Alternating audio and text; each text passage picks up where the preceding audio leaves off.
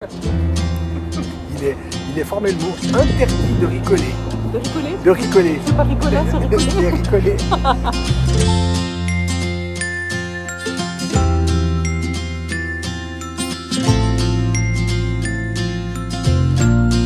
Nous sommes partis pour un petit tour pour la visite du Antelope Canyon. Plus précisément le Upper, soit celui qui est en haut. Et non pas le Lower qui est en bas. Si nous avons acheté des lunettes, c'est pas pour les faire de la peinture. C'est parce qu'il y a beaucoup de vent et il y a beaucoup de sable et on nous a prévenu qu'il valait mieux se protéger les yeux. Alors après, est-ce qu'on va les mettre ou pas pour atteindre le sommet de la stupidité? On a aussi mis les grosses vestes car il fait frais malgré le soleil. Et pour aller visiter ces canyons, que ce soit le upper ou les lower, tu es obligé de passer par un guide car ceci se trouve dans la réserve Navarro. Pour revenir à la visite de Upper Antelope Canyon, celles-ci sont obligatoirement guidées. Ces agences sont gérées par la nation Navarro. Il y en a 2 à Page et 3 sur place. Autant vous dire qu'afin d'optimiser au maximum ces visites, celles-ci sont rigoureusement chronométrées et se suivent les unes après les autres. Avant le Covid, on faisait un aller et retour À travers le canyon. à travers le canyon. Et après le Covid, Eh ben non, c'est fini. Maintenant tu vas uniquement dans un sens et tu reviens par un petit tour au-dessus. Tout ça toujours afin d'avoir une meilleure optimisation.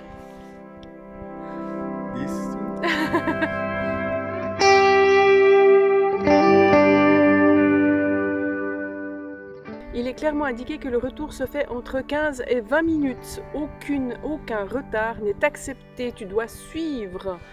Et si tu n'y arrives pas, Ben, tu payes.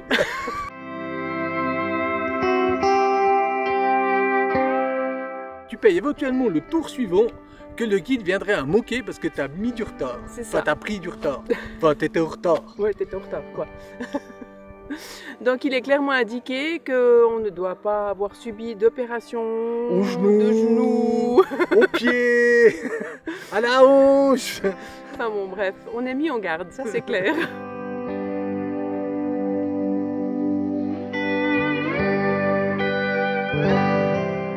La visite au total dure 1h20. 20 minutes pour aller, la moitié sur la route, l'autre moitié sur la piste, en remontant la Wash. Pas la vache, la Wash. Et ensuite tu passes 40 minutes à l'intérieur du canyon. Et après, 20 minutes pour revenir. Ce qu'il y a de top, enfin, si on veut, c'est qu'il y a des explications du guide, mais en plus, celle-ci ou celui-ci te prend en photo. Oui, et il sait bien y faire, hein. Ouais. Et par groupe.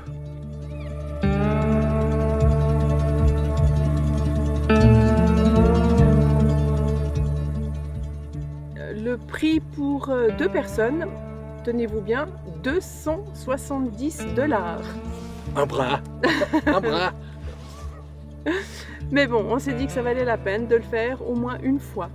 Et puis, franchement, ça en valait la peine. Ouais, on regrette Parce que pas. qu'est-ce que c'est beau. C'est magnifique. En plus de ça, en arrivant à l'heure où le soleil est vraiment Au zénith. au zénith, c'est vraiment top. Eh ben nous, on a eu la chance de réserver à midi. C'est ça. Et les 2 dernières places.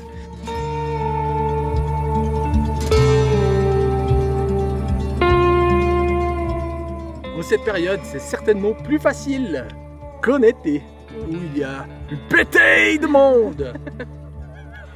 Et puis, en été, parfois, il n'y a pas de visite. Car, comme je l'ai dit avant, tu remontes la Wash, soit là où l'eau descend lorsqu'il y a des orages. Et en juillet et août, eh ben, il y en a Les plein. orages. Et des fois, il y a 1 voire 2 visites, voire pas du tout.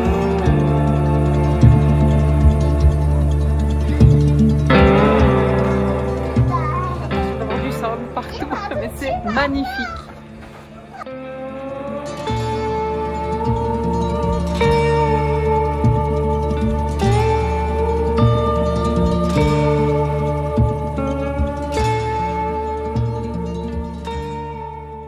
sommes donc restés 5 jours sur la plage de Lone Rock Beach. On vous laisse poser un moment. C'était un moment. Et on a affronté des tempêtes, on peut dire, de sable, Oui, de neige, oui, de vent. oui. De Enfin, tout quoi. de tout. Ah, c'était dantesque. Ils étaient assez épiques, oui.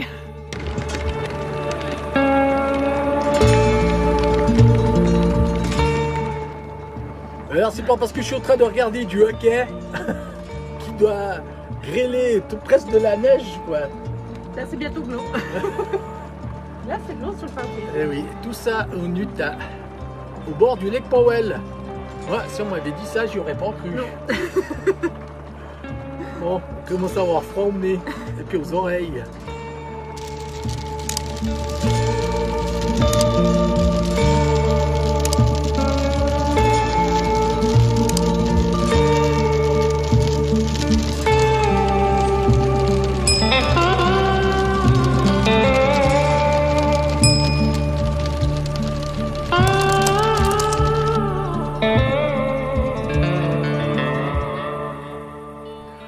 Au petit matin, dans le camping-car, il faisait même 6. Je crois qu'on a battu le record. Oui. Bon, après, on s'est dit, on va quand même mettre le chauffage en route. Oui, quand même. Alors, certaines personnes nous ont demandé sur les réseaux sociaux, est-ce que les camping-cars américains sont-ils mieux isolés que les camping-cars européens? Alors, on va réfléchir un petit moment. Je pense qu'on peut dire que non. Les camping-cars américains sont très mal isolés.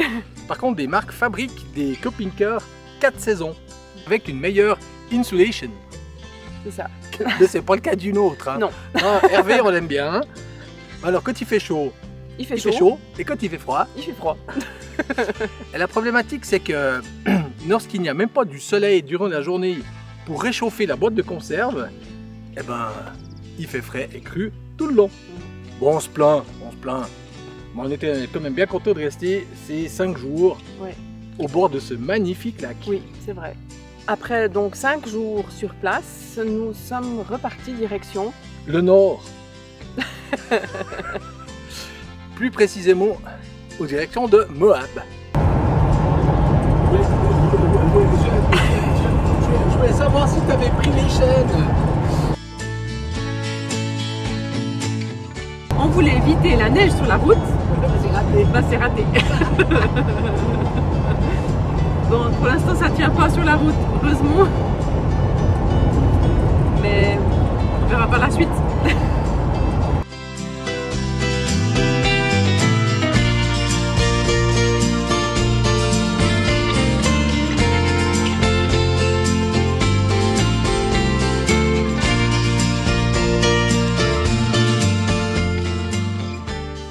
Et nous nous sommes à nouveau arrêtés à Monument Valley.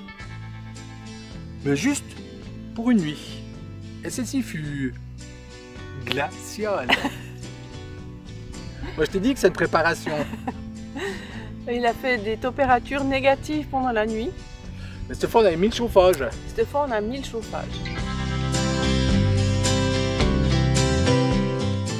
Après notre arrêt à Monument Valley, nous continuerons notre remontée donc vers le nord, direction Moab, et passerons à côté de 2 magnifiques chaînes de montagnes.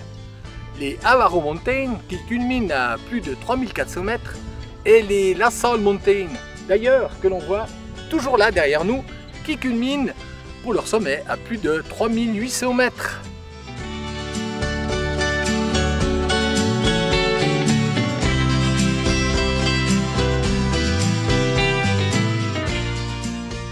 Et probablement que vous aurez reconnu, ou peut-être, l'endroit où nous sommes. Et oui, de retour à Archies. Car pour moi, il fallait boucler la boucle et revenir là où nous nous étions arrêtés il y a 7 mois. Je vous dirai pas avec un brin d'émotion. Voilà, comme je l'ai dit, ça fait bizarre de revenir ici. C'est le cœur plein d'émotions que nous nous retrouvons de ce parc que nous avions quitté en septembre, mais la tête un petit peu plus libre, on va dire. Oui. C'est un peu plus léger, Et le cœur plein. mais le cœur plein, voilà. Allez, on continue cette visite d'Archies.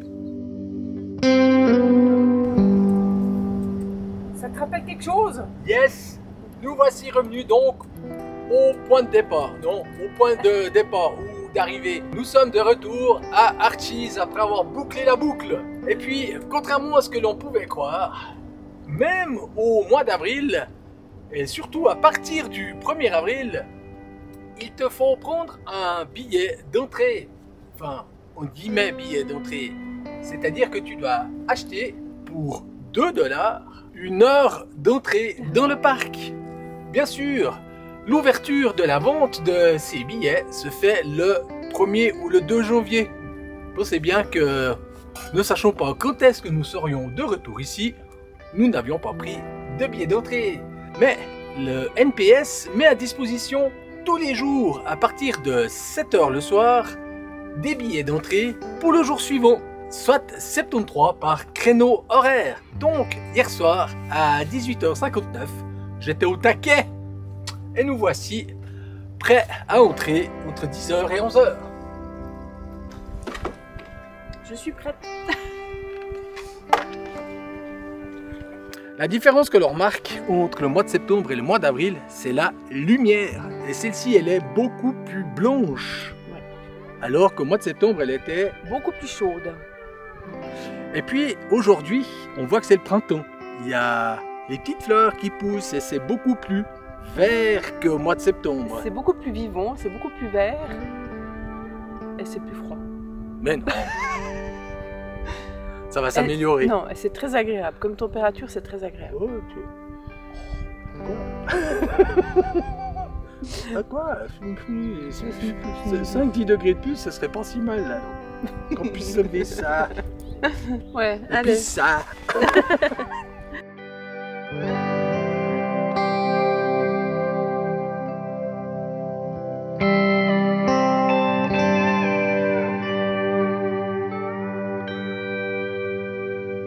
T'es sûr qu'il faut passer là-dessous? Ouais, c'est ce qu'ils disent, en tout cas, il faut pas passer dessus. Ouais, mais elle va péter là. Elle est fondue.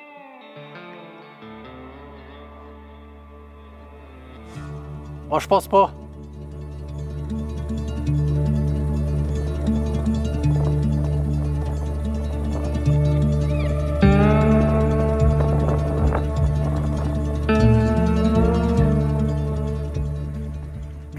Autant avoir des chaussures qui accrochent bien.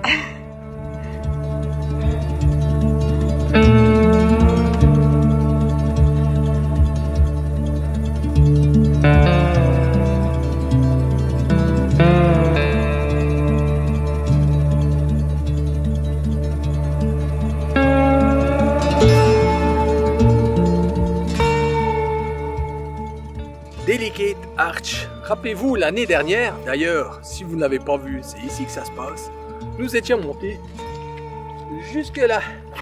Eh ben, cette année, on va l'avoir depuis l'autre côté.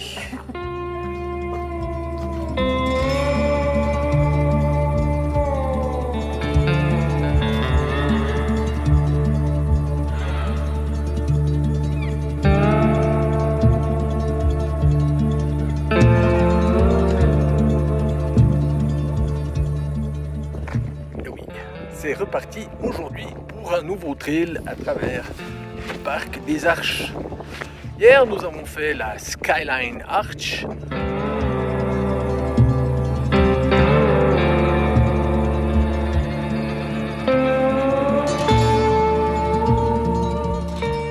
Et la Sun Dune Arch. On a été jusqu'au coping qui est complet. Et pour serrer les épaules. Et puis le reste, quoi.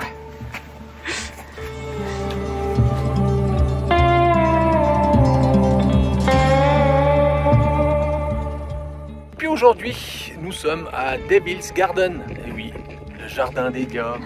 Ouh, ça fout la trouille tout ça. Derrière moi, la première arche que l'on découvre aujourd'hui, c'est un tunnel.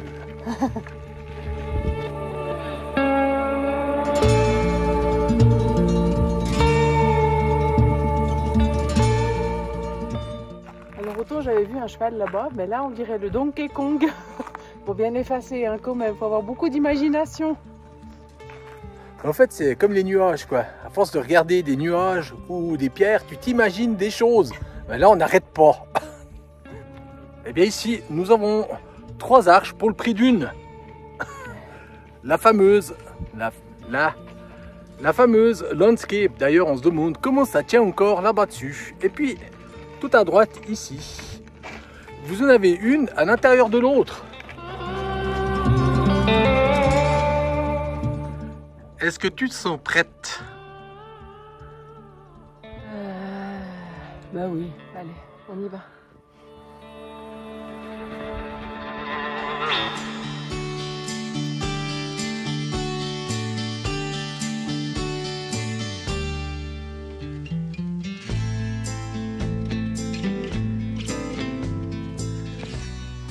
C'est pour ça qu'il y a beaucoup moins de monde.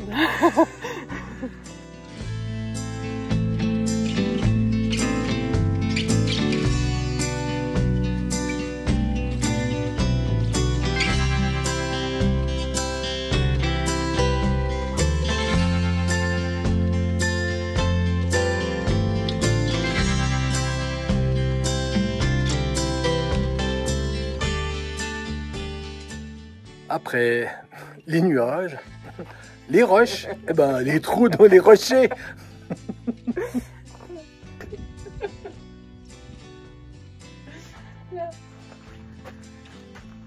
Là, il y a Scream.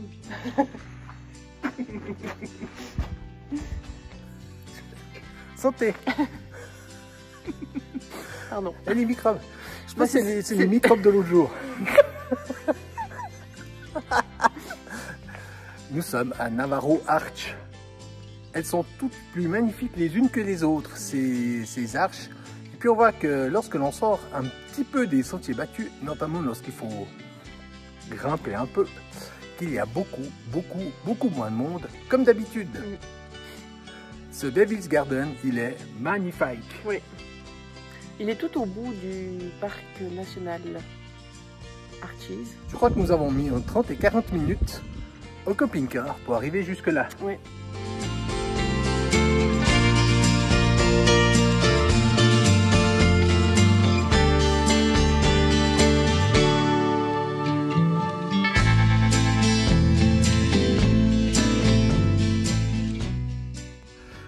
Carole, là, derrière moi, je crois qu'il y a à nouveau un chemin pour toi. Ouais.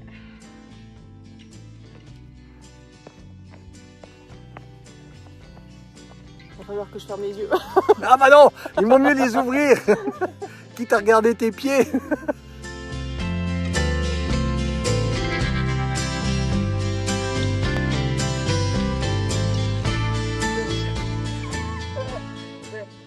C'est pas haut, mais c'est haut. Je sais pas quel genou plier, c'est horrible. Allez, sur le cul. Aïe, ah. Tout en souplesse. Ouais, ça c'était pas à faire, ça. Après de monter, il faut redescendre.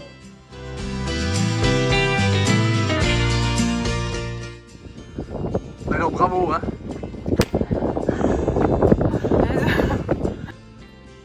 Parce que toi, t'as le vertige. Je pense que c'est plus compliqué que moi avec mon genou ou mes genoux. Quoique après, je pense que la poche de glace, elle sera bienvenue. Ouais. Et puis une petite ice cream aussi peut-être. Non. Ah.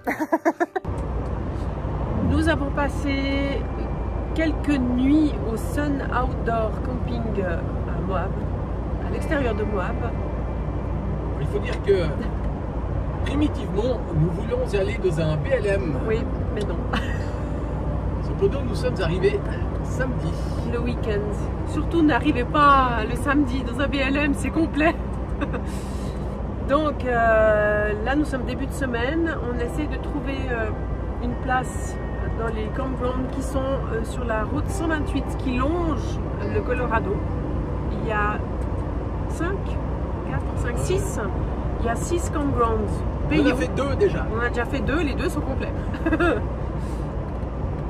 Alors on continue notre route et puis on espère trouver encore une place pour nous, s'il vous plaît, merci. Bon, on va aller regarder celle-là.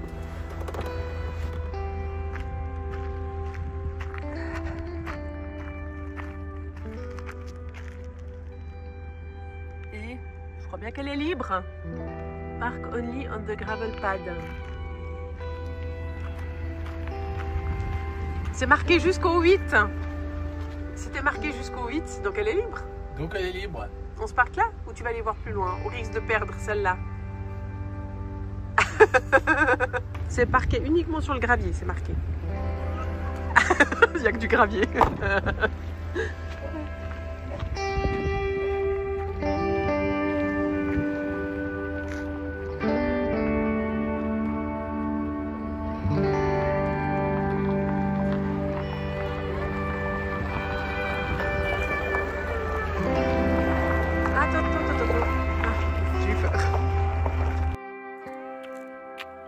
On avait soif, alors on s'est mis au Drinks Canyon Campground, en BLM, où tu payes 20 $ la nuit. Et oui, c'est pas gratuit, mais c'est pas grave. Bah, c'est mieux que le sun outdoor. Ah, ça c'est sûr. Et puis c'est magnifique quand même. Alors, comment ça se passe? Eh bien, ça se passe très bien. Puisqu'il faut prendre un petit fichet, une enveloppe. Là, tiens.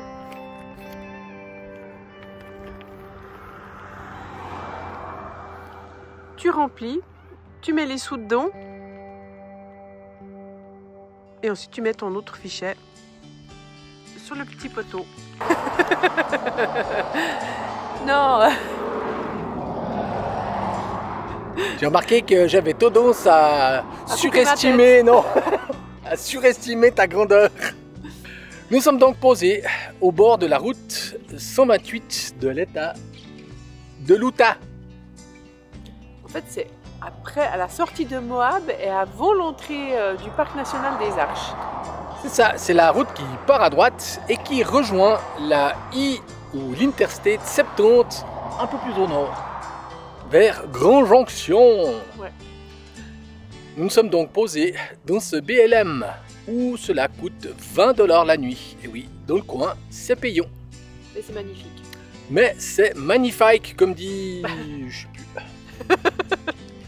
D'ailleurs, vous voulez voir comment c'est magnifique? Allez, un petit tour. Bon, la route passe juste là derrière. Ouais, les génote un petit peu la journée. La journée, mais après c'est bon. Et on s'y fait. Oui. Avec, derrière, le Colorado qui descend. Et on l'a vu craquer 2 fois, hein, ce Colorado.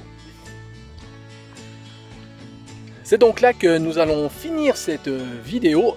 Et l'on se retrouve la semaine prochaine dans l'autre parc là-bas. Celui qui est juste en dessous. Et probablement que l'on ira aussi dans des BLM pour toquer de la place parce que c'est un peu la foire d'empoigne. Ouais. Et les campings dans les parcs sont archi full. Ouais. Il y a de la place, tenez-vous bien, au mois de juillet et au mois d'août. Bah, c'est là où il fait le plus chaud. Oui, bah maintenant il n'y a rien. Allez, on vous dit au revoir. À bientôt. À la semaine prochaine. Ciao, ciao. N'oubliez pas de liker, partager afin que l'on fasse, enfin voilà quoi. À bientôt. Ciao.